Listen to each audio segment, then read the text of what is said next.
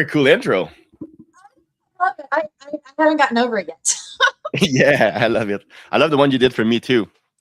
That was, You guys have a great artistic gaze when it comes to introduction videos. thank you. It's the idea is to amplify your voice, right? This is the whole Yeah, top point of this. yeah, Wow. it's energizing too. I was sick, now I'm cured. Ta-da! I love when that happens. Yeah, Well, for those of you that haven't met us yet, I'm Nikki Estes. This is Phil Neal, and we are here to introduce you to another founder in our founder education series with excitement. yay. Yay! Yes. So this whole idea is to be able to introduce those that have made impact in their communities and their businesses. And Phil, you have a huge story that we can be able to share with this audience. We're going to go through, how you got to where you were, where you're going now, and how you can be able to give some access to the people that attend our show today. Perfect. Sounds good. So let me tell you that I was very impressed. You did a TEDx this year at Harvard. Like, there's all kinds of places that you could go and do a TEDx, but you did it at Harvard. Yeah. That's got to be some good credibility. Tell us about that experience and why you chose Harvard. Well, it's one of the things I'm most proud of because so I studied to be a high school teacher, and I always wanted to go back to teach something. And wisdom was always something very important for me to build it within me from my own life, but also to give it back at some point. And the fact that this prestigious stage deemed my idea novel and impactful enough to be shared amongst the people of Harvard and then through the whole world in a few weeks or months felt like a really big accomplishment. So I'm very, very proud of that. Yeah. Well, I mean, you were there to show like the high stakes environment, the journey of what it was like to be a founder. So let's take a step back then. You went from teacher to this TEDx teacher, right? Like the ultimate of all teachers. So let's talk about that in between. Tell us about that high stakes environment that was the thesis of growing at all costs. Yeah, well, so I grew up as a poor French Canadian. Very young, I had to support my family, so I was always under some form of pressure. So I was a linebacker playing football, at a somewhat high level. And so the pressure was always there, managing pressure as a teenager, needing to pay electricity for the parents, always needing to grow, to become stronger, faster, smarter. And that was the whole 31st years of my life, I guess. I was always winning, always struggling, always resilient, all the way to changing careers, changing markets, working for Bayer in pharmaceutical sales, then Roche for medical device, Labatt brewery, and then I sold some cell phone during my universities. I bought real estates at that point too, and eventually realized I was an entrepreneur. I mean, it is a race of human to be an entrepreneur. It's a very specific kind of person that is drawn to that beyond their control, and I think that's me. And so in 2019, I started part-time with a group of founders.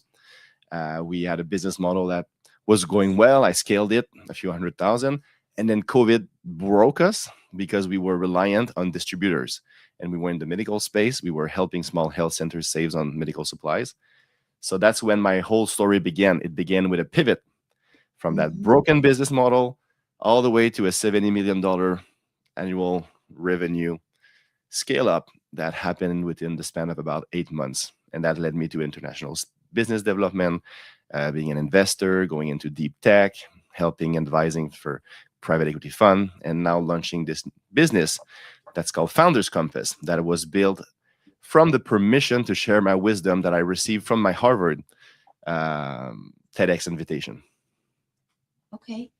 So there's something about this AI and the technology that you really keyed in on, right? So did that have anything to do with those founders, the 100,000 founders that you were doing? What were you doing with them? I missed your question a little bit about the founders. Can you repeat, please? Yeah.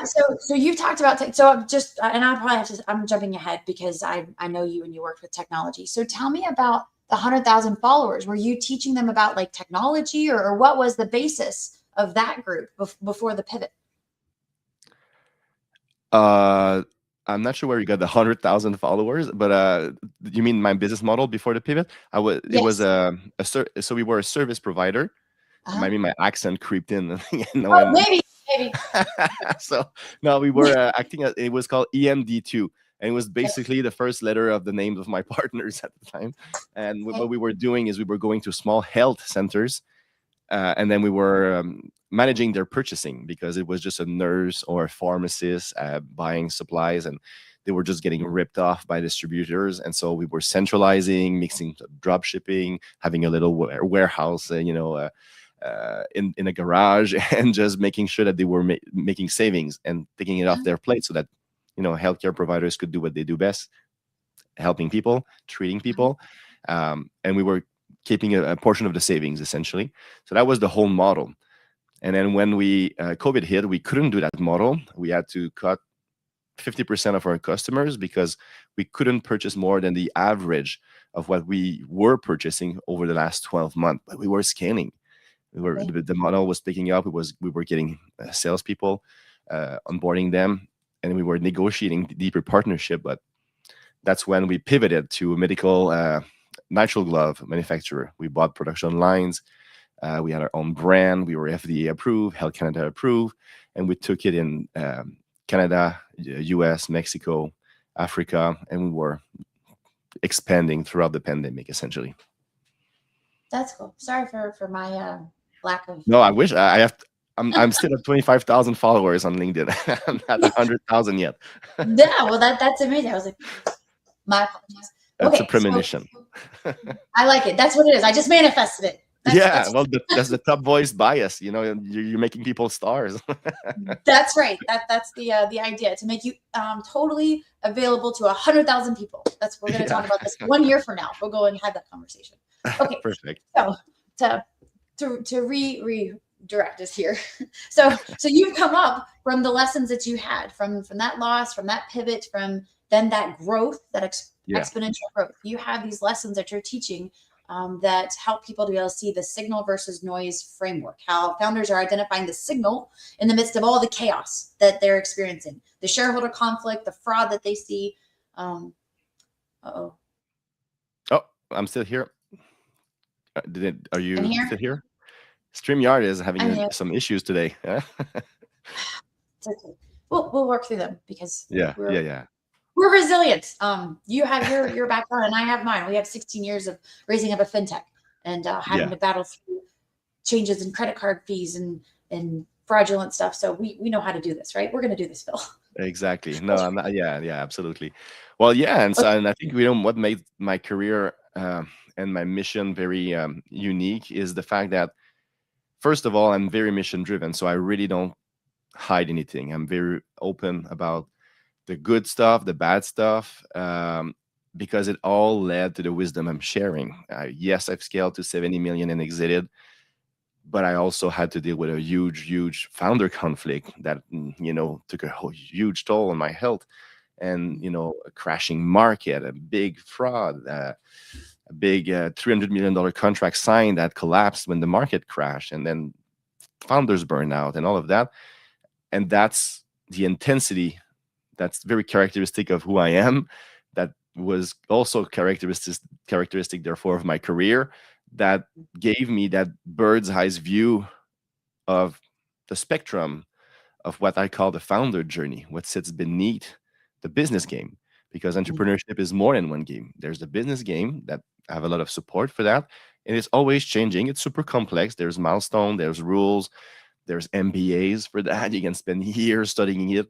AI knows everything, and yet, it cannot spin a perfect company. There's many traps, right? But then there's something even more important, and that's the founder journey, because that's where decisions are born, and that world is not mapped out until Founders Compass.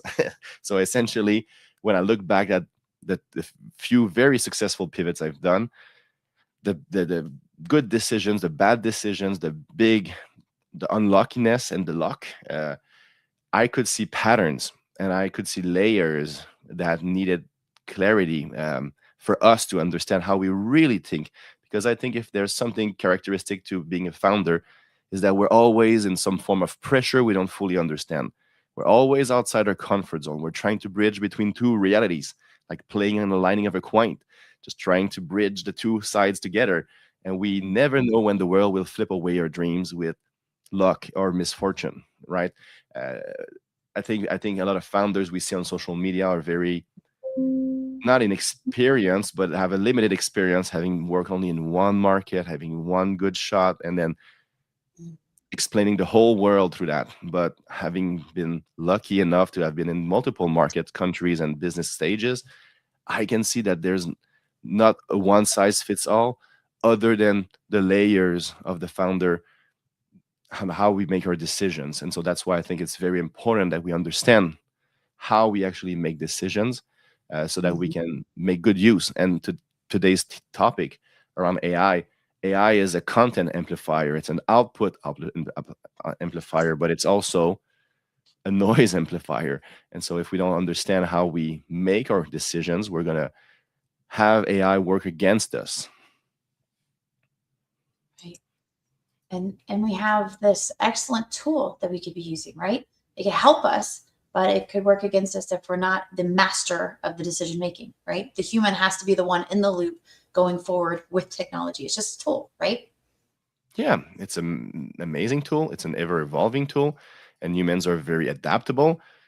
But how we adapt to it in the context of building under pressure, scarcity, rejection, loneliness, and 72% of founders suffer from being a founder, and 81% don't talk about it. So their pressure just builds up, and we think that the right prompt is going to give us the $1 billion one man business, dream.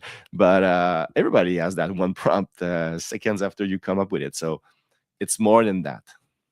Yeah. Yeah, we had a business. We've, like you, serial entrepreneurs, and it doesn't matter how many businesses you've raised up, you still have to face the same types of feelings. You Yeah. think, right, when you're on the next one, like, oh, I've got this. I learned that last time. But there's still new decisions to make, and that feeling that you've talked about, the burnout, that you have to be able to find the clarity. You have to go through and what is actually needing my attention next. Now you've prepared a presentation for us that we could be able to go through and methodically find how that we can be able to search through the noise, the chaos, and be able to find that clarity. We'll pull that up now. Yeah, sure. So, okay, so you have control over my slide, right? All right. So, yeah, today's topic is about mastering decision intelligence through the Mhm. lens of AI. So, what I thought would be helpful is I've pulled up a few stats and I've incorporated a few ideas that I want to bring to you for you guys to think about, and a few tools that you can leave away with to help your decision making, so that when you interact with AI, you're going to get better result. Because at the end of the day, AI or no AI, if we are reactive, we're going to be stuck in motion, not momentum. And so this is not a presentation about prompting APIs or whatnot. It is really about how founders decide and can therefore limit the problems that could come with amplifying their decision with AI, or maximizing the benefit of it. So let's move from the next slide. So There's that this is handsome me. fella. You see? Uh, I think I'm already introduced, so we can move You're to the next introduced, one. yes. Yeah, so the Boston Group Consulting, just every year they publish an AI report, and so I felt like this would be interesting to look at. 72% of CEOs now identify themselves as the primary decision maker on AI, and they even like half of them think that their job is on the line if they get it wrong. And they all expect incredible return on investment from AI, but yet 60% are putting on the brakes. Mhm. And so I want to start with that. Let's go to the next slide. Uh, well, in fact, can I share just my screen instead? I think it would be Sure. much easier for me. All right.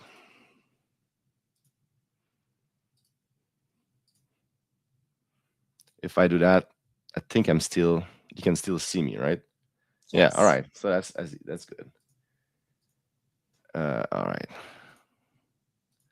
So So the CEO is now personally accountable and expects, return, but we're hitting the brake.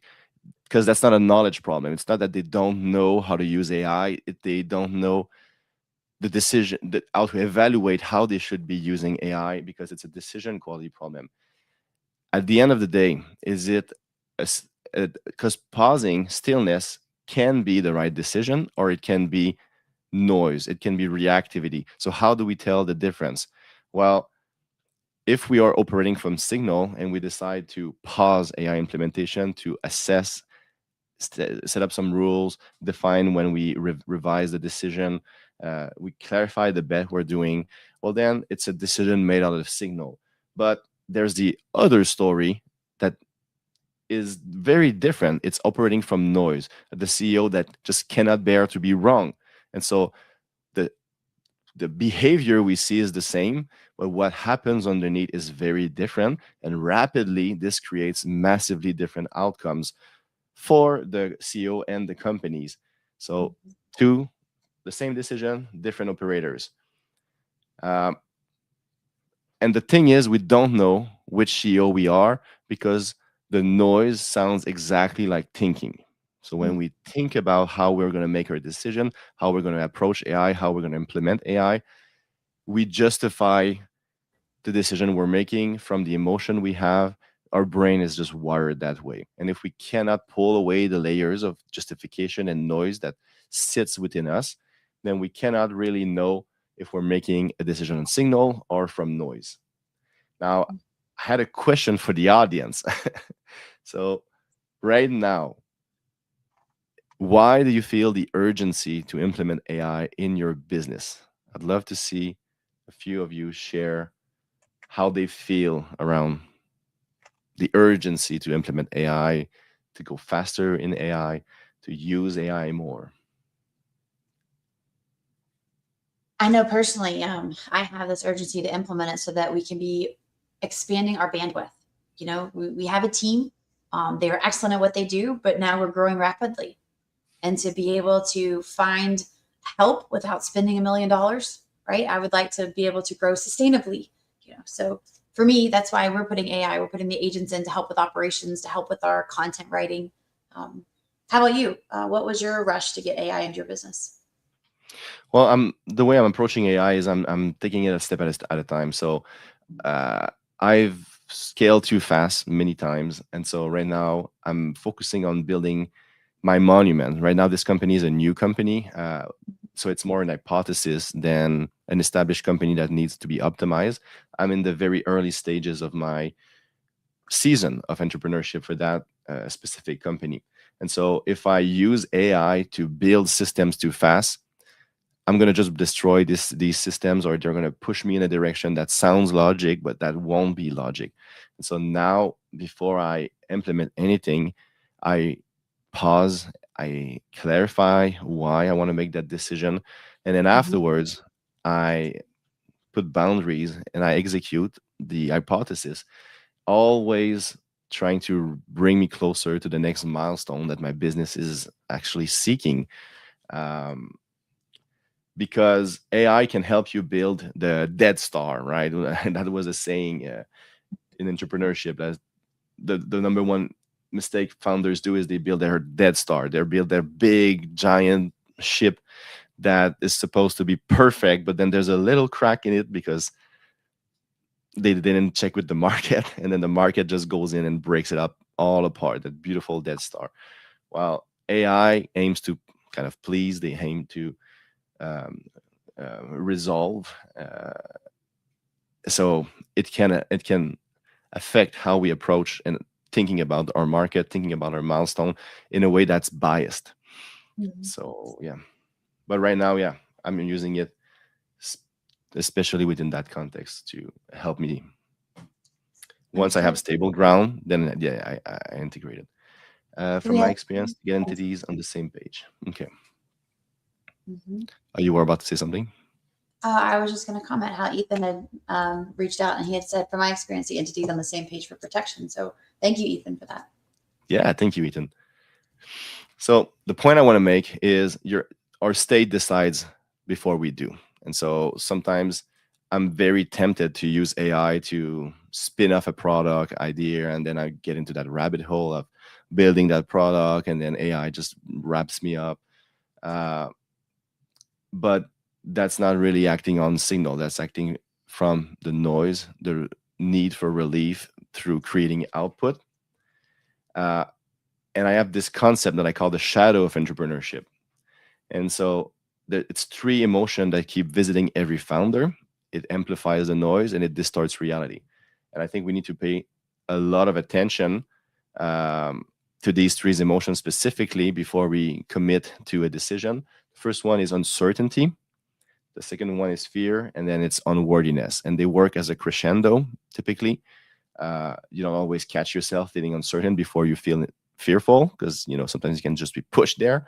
But when we feel uncertain, we feel the need to decide now. That's a form of relief.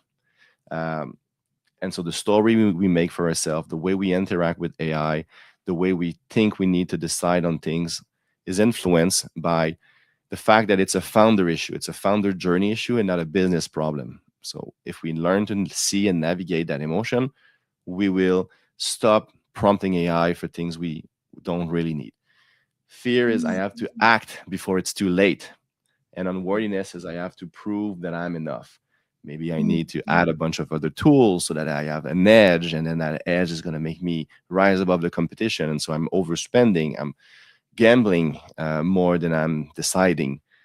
So always ask yourself, am I approaching my decision as a relief seeker or a signal finder?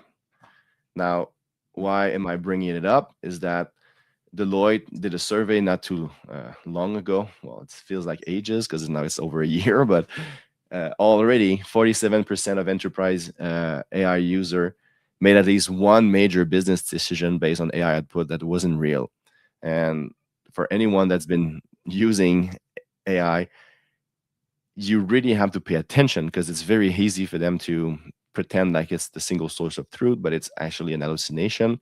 And of course, you can protect yourself through understanding tokens and limiting and prompting better. But at the end of the day, if you are in a reactive state, you're going to seek more interaction with AI, seek more decision with AI. You're going to be overflown by content, and then you're going to be increasingly reactive until you cannot see that hallucination happening. And 50% of us get caught up in that because we're going at a pace that's so fast, because the output is so easy to get, that we miss these little cues. And so I want to ask you a question today. Which driver feels most active for you this week? If you pay attention, if you stop for a second, do you feel a strong need to decide right now? Do you feel like you need to act before it's too late? Or do you need to prove that you are enough, that you deserve your success? Now, this is a skill. It's not a mindset. It's an emotional attunement skill. So you might not have built a lot of that pathway between how you feel and how you think. And so if you're just not sure, that's totally fine. Just build the habit of asking yourself, am I under uncertainty, fear, or unworthiness before you'd make any decision, before you seek any more output? So, Ethan has put a good question out there. How do they know? How do a user know which AI materials are fluff or noise, and they can pay attention to those signals that they need to, or how, and which are the signals to actually pay attention to? Yeah. I can So read English. the way noise and signal works is there's three layers of noise that I believe distorts signal. So finding signal is actually a process of removal more than a process of adding. So you remove layers of noise and then you discover your intuition. And that's kind of the same thing as signal in many ways. And so if the first step is to understand what is the story you're leading from, then your thinking currents is how I talk about it, is how you approach thinking about this decision you're going to make. Are you more following a bunch of ideas? Are you following a bunch of structure, data, looking for people? And then underneath it all is the emotional noise layer. So when you learn to see If the story you're telling yourself is the right one for the context you're in, if the way you're thinking about it is just your comfort zone versus the courageous way that you actually need to take right now, and then how the emotion amplifies and distorts these reactive pattern, then at that point you're going to be able to have clarity over what's important now. So that would be your signal. And then once you understand that signal and you can commit to it, then you can make a plan. And this is where AI now becomes very valuable, because now you have a clear target that you're not going to change because uncertainty comes back, tempts you with relief through change, and now you're back in the noise, right? You've made a commitment in a clear state. So now you can ask AI, all right, I don't know how to do that, but I know this is where I want to go. Help me reverse engineer it. And then you can come up with steps that will bring you to your goal, instead of just being an hypothesis and then jumping from one to another and then overbuilding something that at the end of the day was just to make you feel better. Um, and so it's not a matter of specific tools, it's a matter of deciding the direction clearly first. And then once you're there, the tools will reveal themselves to you, because AI knows everything about everything, but they don't know about where you need to be going specifically for yourself, and how long you should be hanging to that hypothesis. Is it an hypothesis or is it crystallized? Um, is how I would think about that. So every decision that we need to make, this is where we look at it. Like, why are we making this decision? Why is it important? What's the motivation behind it? Yeah, and really we know it. It's just a matter of well, so if you're very very new in business, you might not have enough scope of knowledge to understand. So it's like you do a puzzle and most of them are just black. You cannot say, oh, this is the corner, this is it's just a black piece of puzzle. Whatever fits together is harder. Mm-hmm. But as you learn to recognize the pieces, there's still some black areas, the fog area, let's say, uh, but Mm-hmm. the scope of uncertainty is smaller, and so now it's more of a question of not getting in your own way. So there's a if you're just starting, you should think about the destination you should be going to. You should use lens that will help you, like what would a venture capitalist would want to see me achieving at that stage of my business, because most of the funding world is very much structured around milestone, having Mm-hmm. a product market fit, a business model fit, market fit, and all of these things. Of course there's also biases, but if you're just starting, learning to think in terms of the next milestone you need to achieve, having that little frame of AI to give you a little scope of hypothesis first is a good starting point. Mm-hmm. And then really go through with it and validate that hypothesis. If it feels like the right thing, go validate it. Don't change it before you're done, because you have this new idea and it's so easy with AI to just, well, I'm just going to explore that idea, and then then you end up reading hours of AI response, and now your brain is fried and you're cognitive overloaded, and now you just don't know what to decide, and you miss the hallucination and you miss the things that actually matter. There's low stakes way to use AI, like when you, for example, your team is very sophisticated with things like, okay, well, I'm going to automate that part of my process because I know it's the best process. I don't have to any level of uncertainty within that. So this is something that works. I'm just going to automate that immediately. You know it works. So that's easier. So when you have a more established business, you can just make your way into adopting AI step by step like that. But Mm-hmm. when you're just starting, because there's no stable ground around you, it's even more important to be very mindful of the next milestone and things like that. Mm-hmm.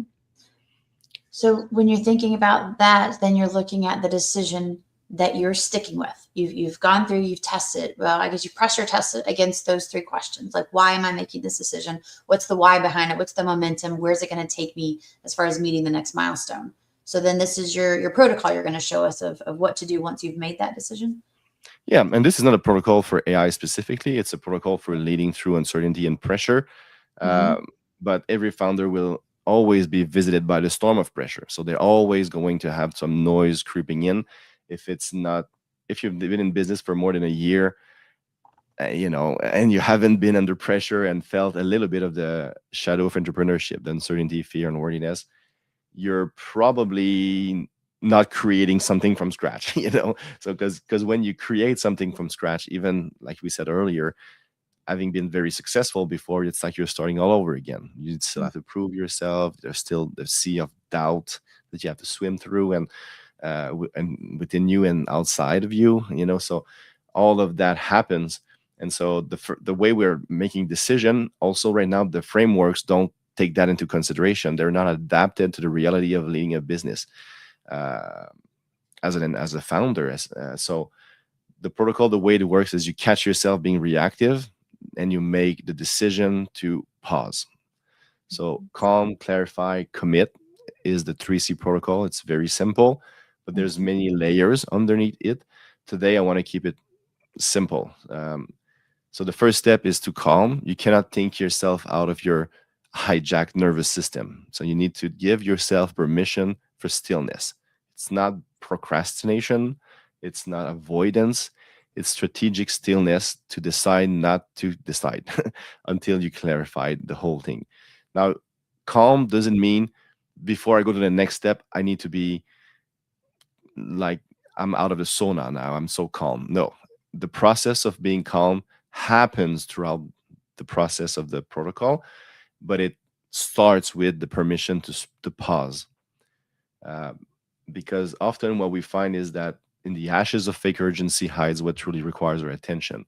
And so these ashes all around us is what makes us lose our momentum. Uh, then to clarify is to challenge the story we're telling ourselves, the story, the narrative story, how we think we should approach this. Do we need all the data in the world? Do we need to just find more ideas? And that we all have, typically a lot of people have the achiever narrative. I need to do more, more, more, more, more, and they burn themselves out. That's 70% of founders probably. But I think there's like 5 archetypes that we tend to jump from one to the other, and they're not bad, but they're not good in all contexts.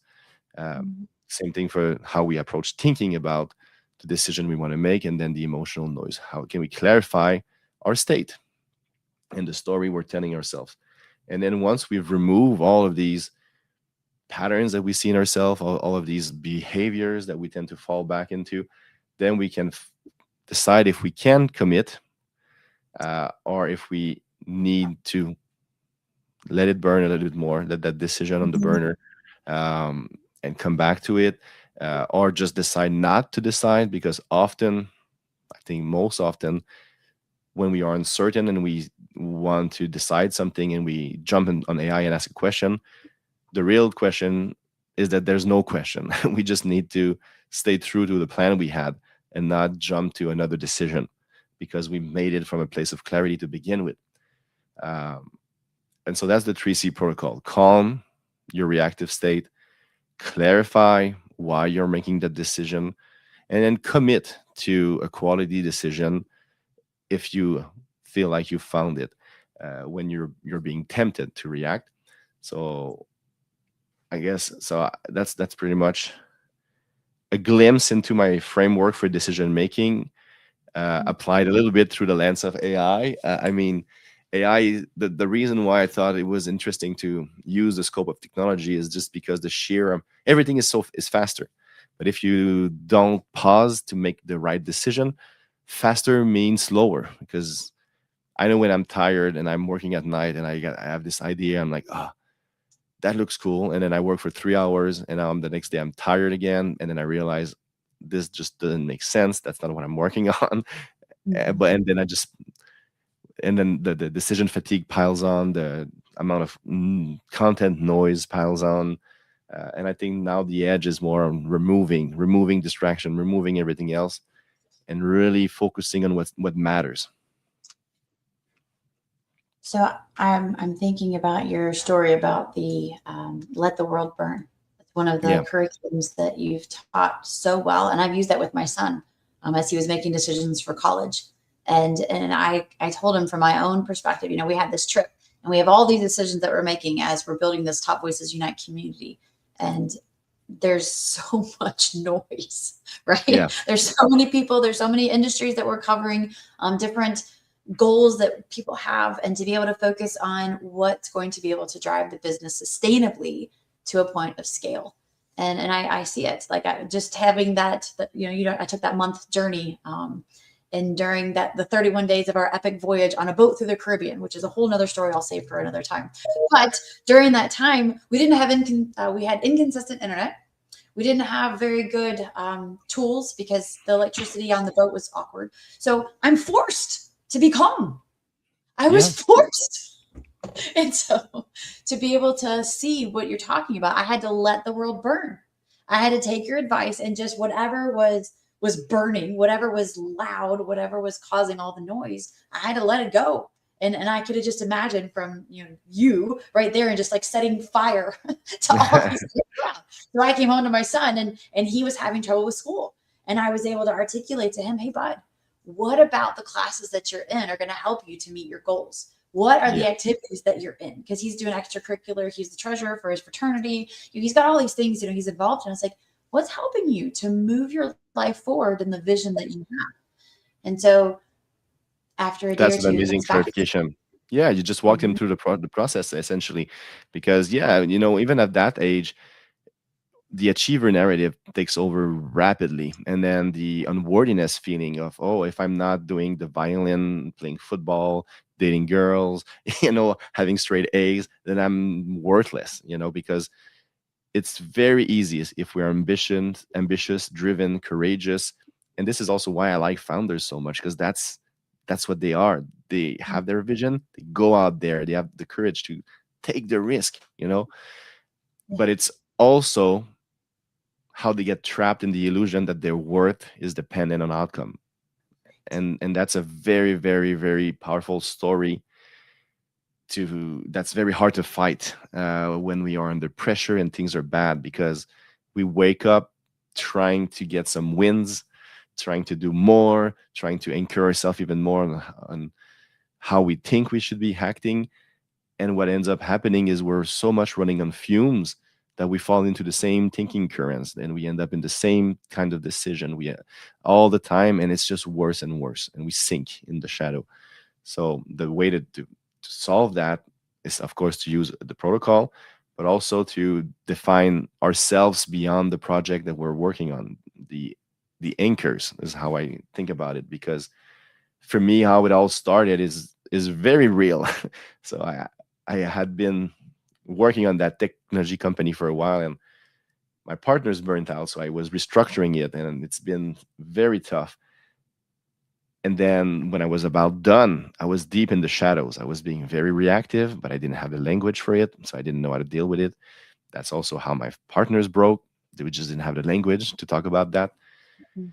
And then I got a phone call from my former partner saying, "Hey, Phil, you know that 50% of your exit money, it's more or less, it's most of the lion's share of my exit was tied to an inventory that had to be sold. And we had a partnership. So it was supposed to be sold at that point 2 years later. So I thought maybe this is the good news call." But then he said, "Phil, I've got bad news. The warehouse burned, stock is gone, it hadn't been insured." And so that pushed me over my limit, because the pressure multiplies when we lose stakeholders, when we lose important things like that were not just a means to an end, but also conceptually safety for us and conceptual hope for us. And so now this exponential pressure brought me over my limit, and I just couldn't react anymore. And so that's how the sentence came to me. It's just that's just that the world burned. Mhm. My warehouse was burning, so it was very literal for me. But then it was also very conceptual, because as founders, we feel like we have to fight every fire all the time. We have to, oh, this is an idea, I'm going to go to an AI and just put it in and whatever. But then we think it's grit, but real grit is adaptive intelligence. It's knowing which fire actually matters, because the rest is noise. And so in that painful moment, I got that permission. That was the treasure I got out of that. And the Mhm. second thing was the anchor. I just felt like I needed to be a father, not a father trying to become father of the year, still grow, grow, grow, but really a father today. And I took my kids on a trip to Cancun, and it felt like an anchor for me, a place of identity, safety, from which I could recover instead of keep breaking down. Um, and I discovered signal from that, because the big problem with all of these fires we keep reacting to is there's a good reason for it. They are the champion of growth. They carry the loud voice that if you don't react to that fire, you're going to miss out on growth or you're going to lose growth. When I was restructuring the company, I was like, I need to go faster because I'm going to lose the customers that were waiting. That I had $100 million liter of Fenton. I didn't want to lose that customer. I wanted to rush, rush, rush. So I was working day and night, playing on the achiever narrative, just trying to restructure everything. But then it didn't help me, because at the end of the day, when founders break, businesses follow, which is the title of my TED talk. And noise is very loud, but our intuition whisper. Uh, Mhm. and if we really want to have momentum, then we need to learn to shut up the growth, the noise, shunning false narrative around the growth we're losing, and start attuning to that signal that is buried within all the noise. Yeah. Mhm. So have you found founders have opened up because what you're talking through is very vulnerable, and you're being Yeah. very transparent here. Like it's hard, and those that are founders have experienced some of that pain of just I know I'm supposed to be doing something, and I need to go fast about whatever that is. So when you're talking with these founders, you're guiding them through this. Like, are they open, or what does that take to be able to get them to share these kinds of moments with you, and then you can help them? What does that Well, look I like? think so. First of all, I think because I'm myself being vulnerable, it gives them permission to be, and I create a safe space, because trust and safety is very important. Mhm. Um, and then that permission, I cannot give you permission for stillness. I cannot give you permission to let the world burn. You have to give it to yourself. So the founder that decides that they need that permission, that they want to have, that's the signal for them. Sometimes it's like the first time they hear their signal loud enough for them to say, no, this is how I need to be. And for me, it really felt like it gripped my spine. And I was like, I need to quit everything and just be a father. That was so loud because the growth was burnt all around me. The noise was burnt all around me. I don't feel it as strongly now. I feel it, it's a whisper, but sometimes you have these big moments where it grips you. And so a Mhm. lot of founders, they know they need that, and that's the first time they hear the words to make them realize they need that, and they give it to themselves. So that's the first step. And then it's a process of self-discovery. So it's not something that I can say, look, this is how you do an outbound. You go on Clay, you find your list, you enrich, and then you go and you use AI with APIs and you create context and whatever. But it's something that is a lot of personal growth. It's learning to trust yourself again through the pressures that are inevitable, that there's no exoneration from that as a founder, and make decision that you can actually trust. It's learning to trust yourself, really, not Mhm. needing the advisory board so much, not needing AI so much, not needing, and actually leading your business. Mm. We talk about credibility, but you should have the most credibility with yourself. You should trust what you are thinking, what you are planning, what your decisions are. Mm. Yeah, we often quit before we validate anything. Like it's I don't know how many times I've been tempted to change my business, since I started it, and I know all of that, and so I need to catch myself constantly. Don't think about that. And so I the process of clarifying has 8 steps, so it's more than just what I shared here. But I Mhm. can't cover that, and we need to have people in the. I have a program for that if you would go deeper. But just going through when I feel like I'm deep in the shadow, I pull out the protocol, I go through the questions, it Mhm. calms me, Mm-hmm. and then I don't decide to change. And so Mm-hmm. it really helps, but you always have to catch yourself. It's really, that's why it's a skill. I don't like thinking about it as a mindset. It's not just growth mindset. It's really a skill to catch yourself. It's self-awareness at these three layers of noise, understanding how it affects you, because it's idiosyncratic. It's proper to you. That's your way of being Mm-hmm. reactive. Um, and it can be a superpower if you know the context in which it is a superpower, but it can Mm-hmm. also be destructive. So when you're working with a founder and you're guiding them like how to be able to step back, to be calm, and then to go and to find that clarity, then you're taking them through a process of steps that they're going to ask themselves more questions. So it's really an inquiry of things that you should know. You can't go and ask AI. No, ChatGPT won't give you the answers. no, So and when they, if you don't have the words to ask AI anyway, right? So there's something very powerful in word in language, and that's also why it's so beautiful. I really like learning new languages because sometimes you stumble on a word that is not translatable because that culture captured a piece of reality that other culture didn't. And it's the same. Words capture portions of reality that are very, very hard to seize. And if you go to any fireside chat with an exited founder, they're going to give you a piece of that same wisdom mountain because they learned a few words, but they didn't get often. I've mapped out the full sentence kind of thing, right? So once you have that full sentence, then you can build the skills of noticing and navigating it. Yeah. Sorry, I cut you off. okay, now I'm always learning from you. I think about more the letting the world burn. You also are telling them that it's a time that is set. So you don't just Yeah. let the world burn and give up. You don't stay in your bed. You have to be able to have that timeline. So what does that look like? How do you know when you step back long enough? Yeah, that's a very good question because letting the world burn is a permission to be clear before you commit to a decision. And so Mm-hmm. it is not a permission to not do anything. I mean, it doesn't make entrepreneurship easy, it makes it manageable, right? It makes momentum build instead of just motion chaos. Uh, but it is very hard. And there are seasons where you need to achieve and push through, especially in the early stage. In fact, one of the so I can give you an example with two, like one of the archetypes I teach is the leader. Well, the leader is very helpful at the series A and beyond, but before that, it is a toxic archetype. You need the achiever with boundaries, right? So so when you let the world burn, it's not a matter of surrendering; it's a matter of acknowledging that no good will come out of getting back into the same reactive pattern again and again. It's a Mm-hmm. pattern interruption decision, and then you step into clarify. It's an active clarification. You couldn't give yourself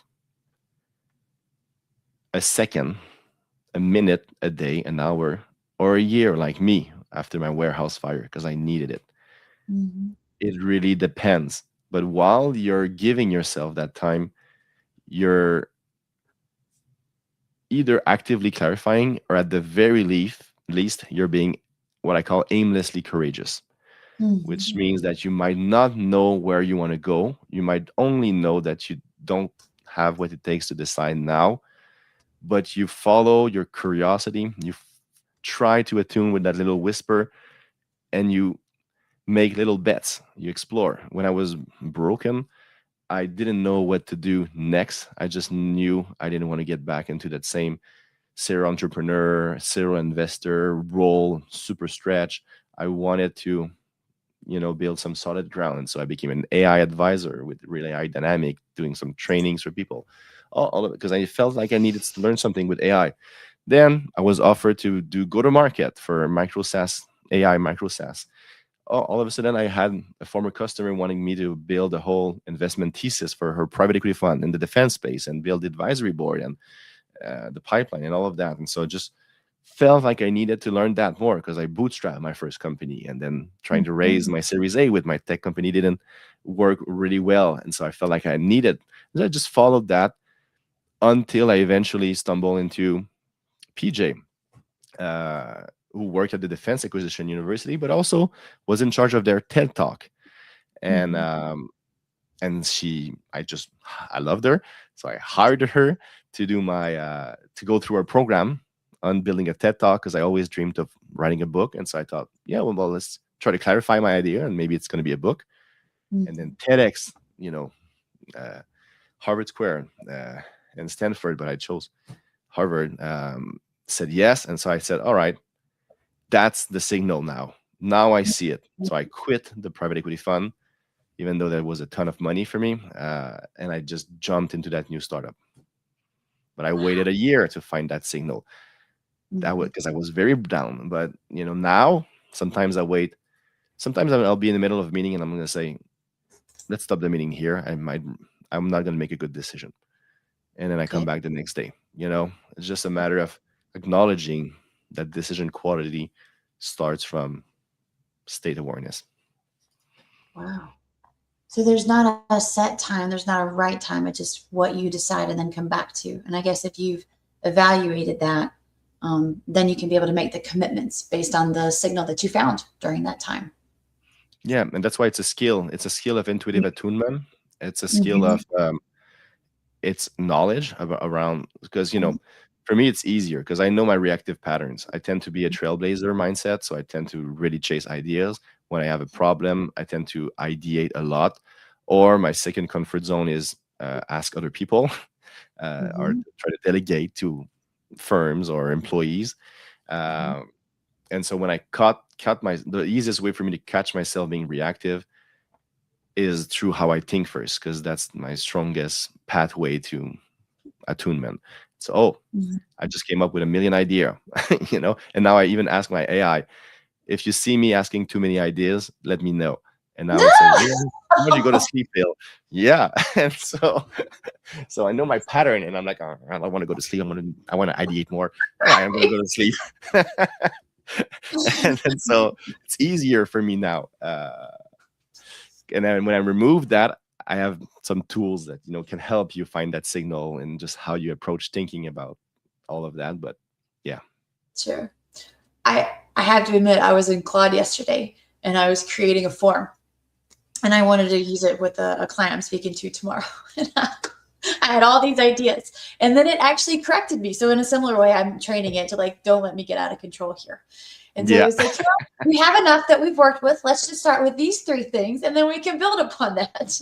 that's so useful. Because if you probably have the same thought current as me, the conceptual, and I mean, it is very vulnerable to AI because AI is just gonna follow the ideas endlessly, and then look at all of that. Like sometimes I have 5 threads open, especially when it's late at night and I become reactive, and then I say, okay, I'm having 5 different conversations with Claude today. I'm not, and then I'm like, I need to read all of that now. Oh no! And so I just okay, let's stop there. Then tomorrow I just close 3 of them and I focus on that one thread. Yes. Yeah. I mean, like you said, it's a skill because if it was a growth mindset, it's not like you learned addition and then subtraction and then multiplication and division, and now you hold these skills and you're good forever. It's Yeah, no, you have to, learn the skill itself and practice it and be disciplined enough to say, okay, all right, I hear you. I'm only going to work on these three things, and then I'll move on to the next thing. yeah, yeah. And I mean, it is as close to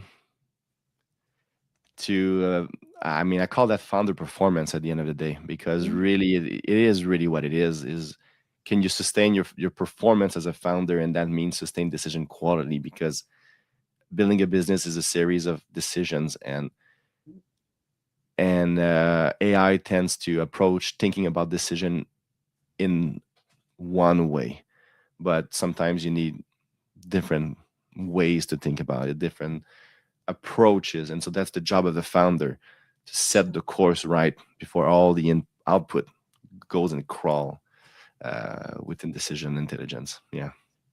Well, yeah. I mean, as our topic today, mastering decision intelligence, you are You see seeking how to I share. circled back? I could I be a love it. comedian. I mean, I mean, this is why you host an event once a month, and yeah, you've got a good circle. I love yeah. it. I It was the really first time I, yeah. Oh, go ahead. No, I just really appreciate you bringing it back to our home here. Yeah. Well, because that was really what I was focusing about. That's why, and maybe from people that came up for AI stuff, to me, that decision layer is so crucial because of the output we can get. Um, and so I hope it was valuable. I don't know how many people are here at this point, but give yourself permission to let the world burn. Challenge the growth shouting at you and the story it's telling you.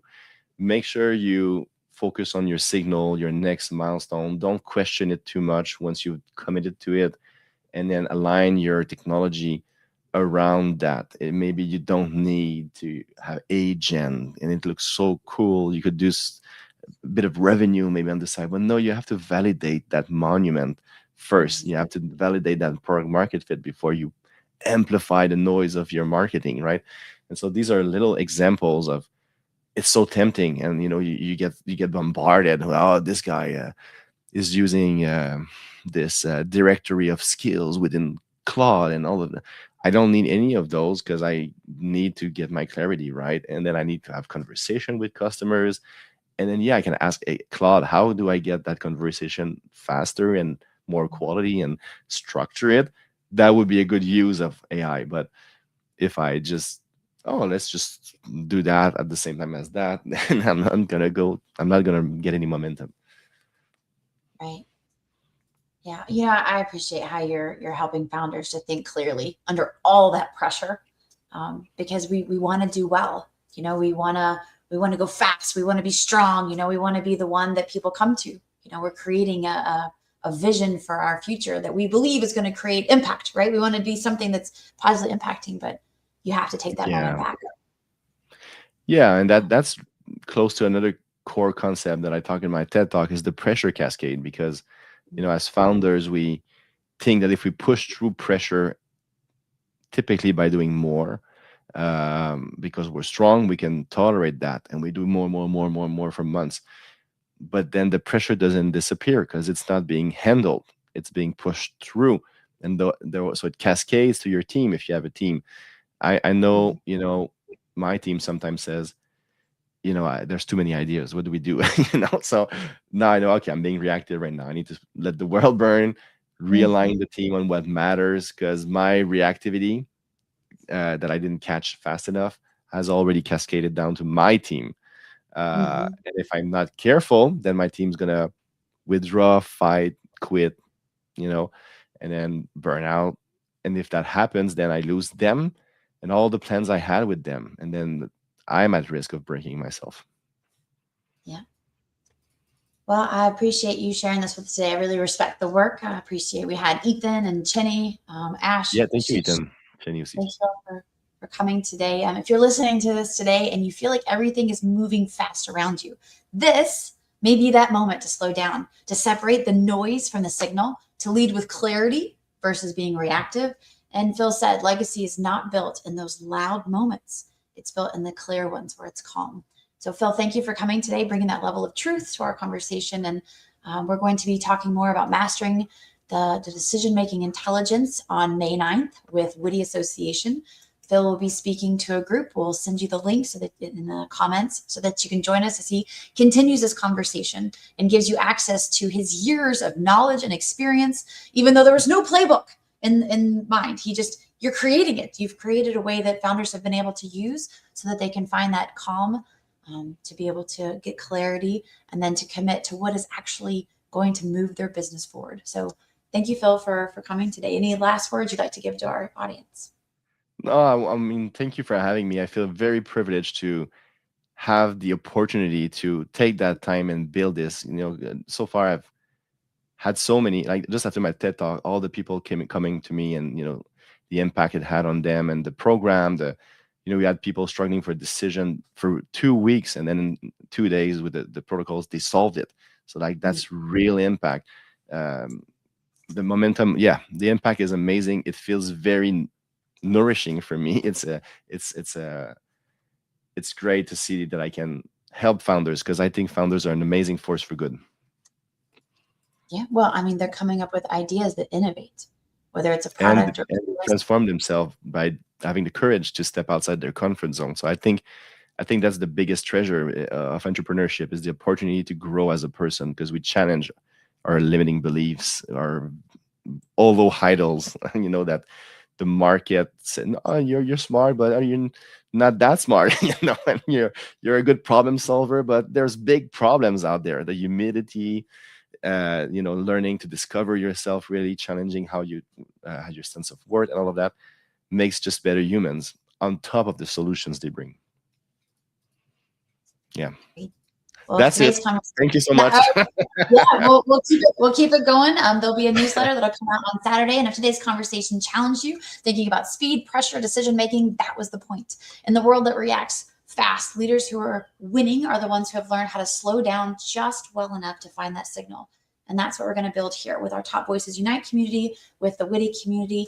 Market Me More is here to celebrate you, to talk about real conversations, real decisions, real clarity. So if you're a founder, an operator, or someone that doesn't quite have that clear playbook that we talked about, I'd like for you to subscribe.